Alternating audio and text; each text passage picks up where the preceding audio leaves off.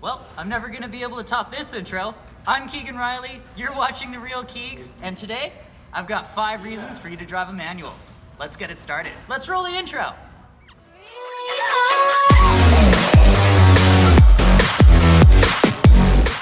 Thank you so much for tuning in today. I'm really looking forward to what we're going to be able to go over. If you're brand new to the channel, thank you so much for tuning in. If you're one of my returning subscribers, you are an absolute legend.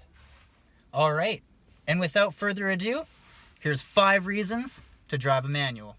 So the first one that I have for you is actually without even leaving my intro scene, and it has to do with this badge right here.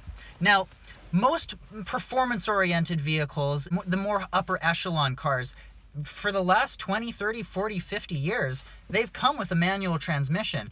And so that means that you have a much wider range of vehicles that you could potentially be driving as well. Why limit your own capabilities? Now, the second thing that I wanted to go over is actual driver attention. Now, with the newer cars, with automatics and all of these autonomous features that are getting put on the cars, a manual is going to keep you much more integrated with the vehicle itself. You're constantly paying attention to, how fast you're traveling, what gear you're in, how much load the actual engine is under. So these are going to be things that'll keep you paying attention to your vehicle and have you drive the vehicle and not the other way around. It might actually be the thing that'll keep you awake on a long drive. Now, the third point that I wanted to make is actually about maintenance. Now, with a manual vehicle, replacing the fluid that lubricates everything is literally pulling a drain plug and then refilling the fluid.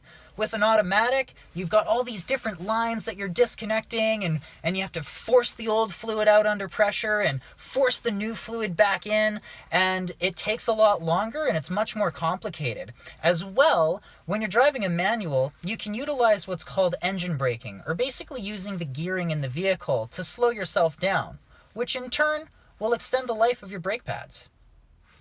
Now, the fourth point that I wanted to make is actually about fuel economy.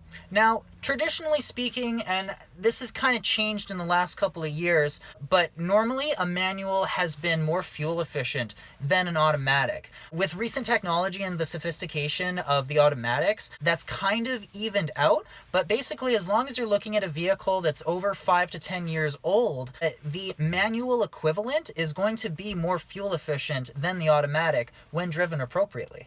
So, the fifth and final thing that I was going to go over is the actual drive itself. Now, with a manual transmission, I've got so much more control over the vehicle itself.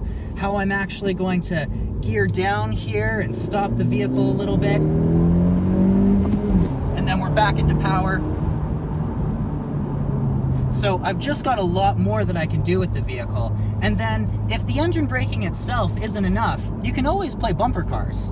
What are you talking about, Keegan? I'm talking about bumper cars. Bumper cars! His name is John C. Thank you so much for watching. I hope you learned something. I hope you enjoyed the video. If you did, please hit the like, hit the subscribe, and we'll see you in the next video. Keegan, oh my gosh, watch out!